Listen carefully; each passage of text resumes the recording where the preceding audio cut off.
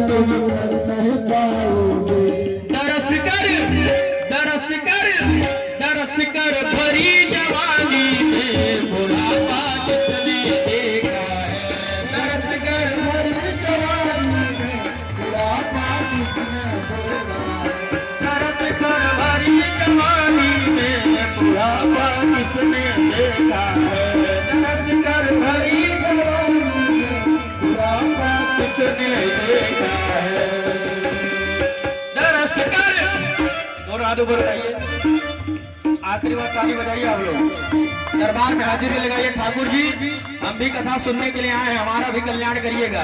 दोनों हाथ ऊपर उठाइए और ऊपर और ऊपर और ऊपर, हाँ बोलिए। दरस कर दरस कर दरस कर भरी जवानी में बुढ़ापा किसने देखा है। दरस कर भरी जवानी में बुढ़ापा किसने देखा है। ऊपर किए रहिए, झूठा टका ऐसे जो है हाथ करके जो है सारे बच्चे नाच रहे हैं। ऊपर करिए आप, सारे बच्चे ऐसे हाथ करके नाच रहे हैं। और जब नाच रहे हैं ना तब तक गुरुजी आ गए और प्रहलाद जी सबको नचा रहे हैं और गुरुजी पधार गए। गुरुजी को लगा कि अभी तो एक कृष्ण नाम की बीमारी केवल इसी प्रहलाद के अंदर थी, अब तो ये पूरे कैलाश में कोरोना की तरह फैल गई महाराज। अभी तक केवल बाबा जी गावत रहा केवल, अब तक पूरा मनई पूरा जो है पकड़ी जंगल गांव वाले पूरा गाने लगे। तो दोनों हाथ ऊपर किए हैं महाराज। कोई ऐसे नाच रहा था, कोई ऐसे नाच रहा था, कोई ऐसे हंस रहा था, कोई ऐसे हंस रहा था। तब तक गुरुजी देख गए।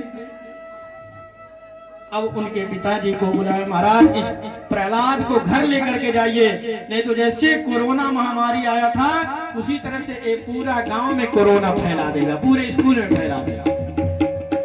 प्रहलाद जी को घर ले जाया गया, पहाड़ से ढकेला गया, आग में जलाया गया, पानी में फेंका गया, लेकिन प्रहलाद जी को कुछ नहीं हुआ। और जब कुछ नहीं हुआ एक दिन सभा में प्रहलाद जी को बुलाया गया, क्योंकि हे प्रहलाद तू बता तुझको किस चीज पे इतना घमंड है, कौन सी शक्ति है जो तुम्हें बता रहा है। तो कहे प्रहलाद जी की देखिए पिताजी भगवान हर जगह व्याप्त हैं, कण कण में व्याप्त हैं और इस खंभे में भी व्याप्त हैं।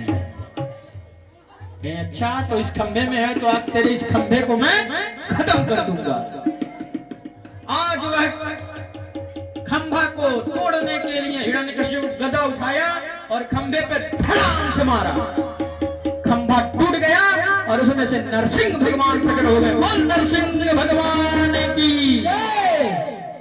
नरसिंह भगवान प्रकट हुए महाराज। आधा शरीर मनुष्य का, आधा शरीर शेर का। नरसिंह भगवान को देखे तो सब लोग कांप गए। हिरण्यकश्यप हंसने लगा कि मुझको तो नहीं मार सकते हो क्योंकि मैं ब्रह्मा जी से वरदान प्राप्त कर चुका हूं। कहने लगा खूब भीषण संग्राम हुई, लड़ाई हुआ महाराज। लड़ाई होने के बाद भगवान ने उस हिरण्यकश्यप को उठाया और अपने जंघे पर रख लिया। हिरण्यकश्यप बोला कि मैं मरने वाला नहीं हूं, मुझे वरदान मिला है कि ना मैं भीतर मरूंगा और ना बाहर मरूंगा। भगवान बोले इसलिए तो तुझे बीच देहरी में बैठाया है, ना भीतर है तू और ना अंदर है। हिरण्यकश्यप बोला तो मैं ये भी कहा हूं कि ना ऊपर मरूंगा ना नीचे मरूंगा। भगवान का तुमको दिख नहीं रहा कि इस समय तू मेरे जंघे पर बैठा हुआ है, मेरे गोद में बैठा हुआ है। हिरण्यकश्यप बोला कि मैं ना अस्त्र से मरूंगा ना शस्त्र से मरूंगा। भगवान ने कहा कि मुझको अस्त्र शस्त्र की जरूरत नहीं है, मेरे पास इतने नुकीले नुकीले नाखून हैं, इसी से तेरे पेट को फाड़ डालूंगा। कहा कि तब भी नहीं मार पाएंगे क्योंकि ना मैं जानवर से मरूंगा ना मनुष्य से मरूंगा। कहे कि तुम्हें दिख नहीं रहा है कि ना मैं इस समय मनुष्य हूं ना जानवर हूं, मैं तो इस समय नरसिंह हूं। बोल नरसिंह भगवान की। फिर भी आप हमको नहीं मार सकते क्योंकि मैं 12 महीने में किसी महीने में नहीं मरूंगा। भगवान ने कहा कि जो अधिक मास चलता है मलमास, वो महीना में स्पेशल तुम्हारे लिए बनाया है।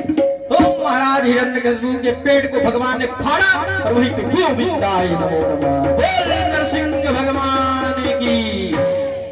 सारे देवता स्तुति करने लगे। नरसिंह भगवान गुस्सा में है, किसी की बात को मान नहीं रहे हैं। जब पति देवता किसी की बात को नहीं मानते हैं तो पत्नी की बात को जरूर मानते हैं।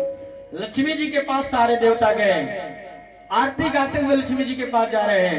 ओम जय लक्ष्मी मैया, मैया जय लक्ष्मी मैया,